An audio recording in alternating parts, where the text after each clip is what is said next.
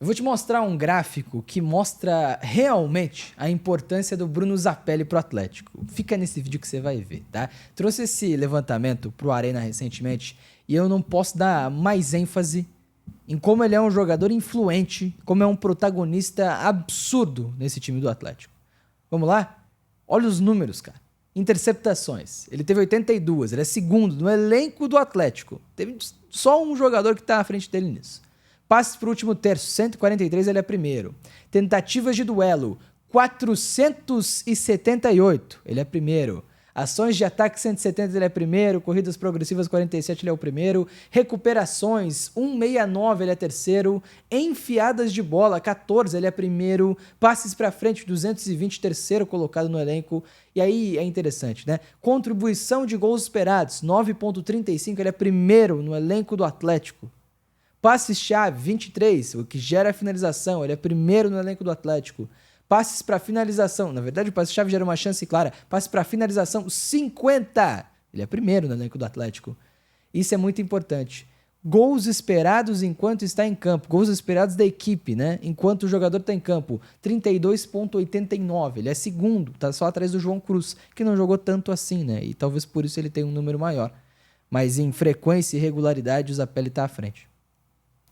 É impressionante. Ele é um jogador assim que tem mostrado nessa temporada o verdadeiro nível do que se esperava do Bruno Zapelli no começo da passagem pelo Atlético. Eu vou falar um pouco mais sobre isso, mas eu quero te mostrar antes um gráfico que mostra realmente o quão diferente ele é dos outros na criação de chances. Tá aí na tela. Esse gráfico é muito legal. No eixo de baixo você tem passes para finalização. E no eixo vertical, você tem enfiadas de bola, né? Acho que é isso, enfiadas de bola. Olha o ponto amarelinho onde ele tá. Olha onde tá, olha a distância do Bruno Zapelli. E quanto mais à direita e acima, maior são os números, né? Olha a distância comparativa que ele tem para os companheiros. É surreal. A segunda bolinha ali, mais distante, é o Luiz Fernando. Pra você ter uma noção. Na verdade, não. É o Lucas Esquivel. A terceira nessa quesita é o Luiz Fernando, tá? Cara, é surreal, assim. E até dá pra ver a imagem aqui pra mim, porque eu quero deixar só um ponto muito rápido e muito direto sobre isso.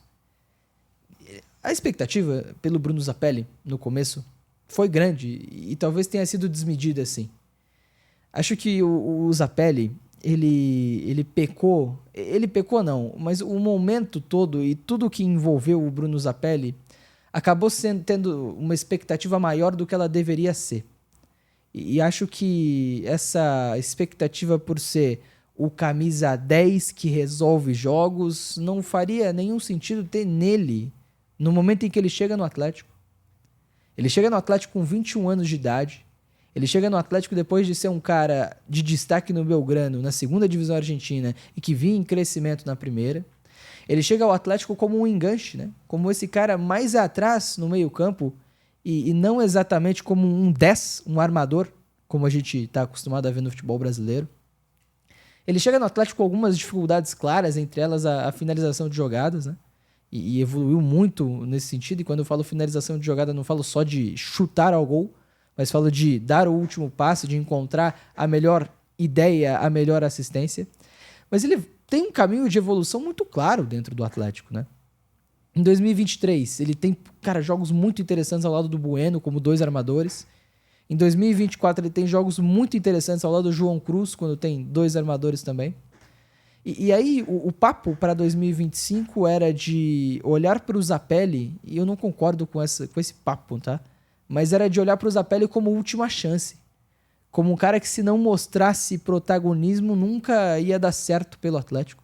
Eu acho isso um exagero grande e acho que tem que ter calma e cada jogador é um jogador, cada jogador tem um processo, né? Mas eu acho que ele mostrou nessa temporada que ele é esse protagonista que a galera esperava.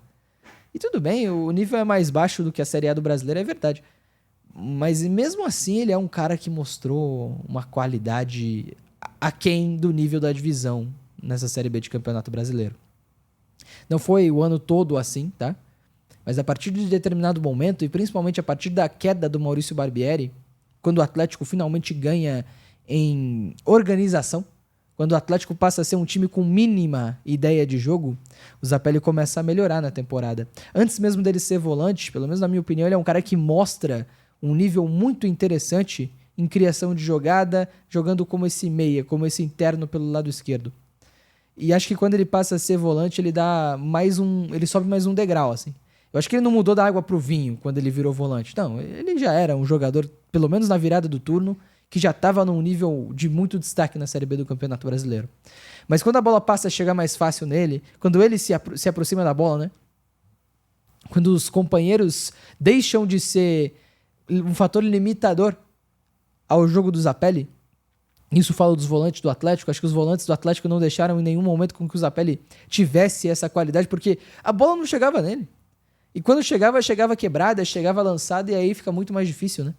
Então, quando o Zapelli passa a tirar esse intermediário, quando o Zapelli passa a cuidar da bola desde a defesa, ele não só participa melhor, como ele também dá mais fluidez ao jogo do Atlético. E acho que isso é muito interessante no que ele faz nessa temporada na Série B do Campeonato Brasileiro. Ele é o melhor jogador do Atlético nessa temporada, não há dúvida disso, e com margem para os outros. E é um cara que vai fazer muita falta para encarar o Amazonas, tá? Claro que é só um jogo, é só uma suspensão. Inclusive, foram 25 consecutivos como um titular do Atlético desde aquele jogo contra o Avaí na ressacada, que é o último que ele não inicia. Então, 25 jogos depois, o Atlético vai ficar sem o Bruno Zapelli para iniciar um jogo contra o Amazonas, o que vai ser um baque tremendo. A gente já falou ao longo da semana quem deve entrar, a gente já trouxe no Arena também, em alguns momentos, essa discussão de joga o Patrick, joga o João Cruz, joga o Dudu, quem que deve jogar na vaga do Bruno Zapelli. Mas eu queria fazer esse vídeo para dar uma dimensão grande e exata de qual será o tamanho da falta que ele vai fazer nesse Atlético para encarar o Amazonas no que é o jogo mais importante da temporada do Furacão. Beleza? E só uma coisa. Falei isso do Felipinho, falei isso do João Cruz, falei isso do Mikael e reforço para falar do Zapelli. O Zapelli chega ao Atlético no momento em que as coisas começam a degringolar.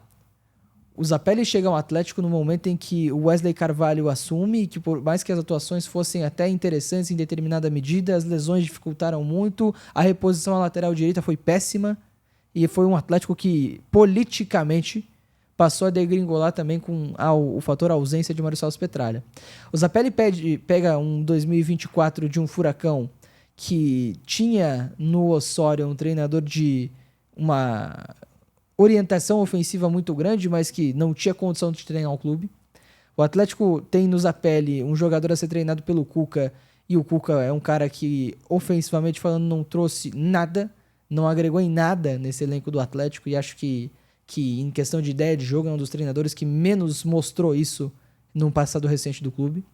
A partir do trabalho do Martin Varini, o Zapelli passa a crescer pelo Atlético, porque finalmente foi um trabalho organizado ofensivamente o suficiente para gerar bastante gols e gerar qualidade com que essa bola chegasse nos meio-campistas. E aí ele melhora e com o Lúcio ele acaba também não conseguindo mostrar tanto futebol, uma vez que foi um time absolutamente desorganizado.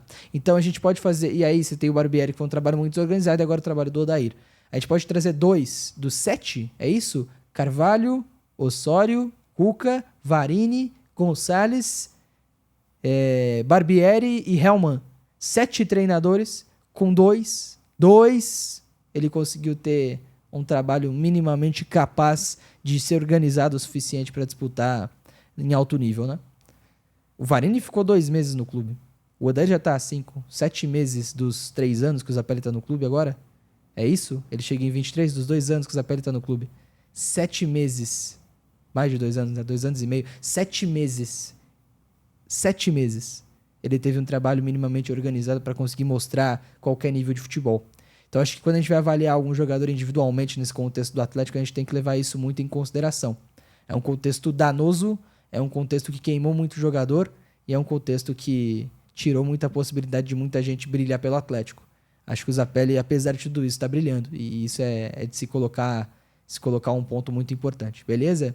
O que você acha? É superestimado? É subestimado? É corretamente estimado? É muito bom ou você não gosta do Bruno Zapelli? Comenta aí que eu quero ler os comentários de vocês. Estou curioso sobre qual que é a opinião pública sobre o Bruno Zapelli nesse momento. Beleza? Tamo junto, aquele abraço, até a próxima, valeu!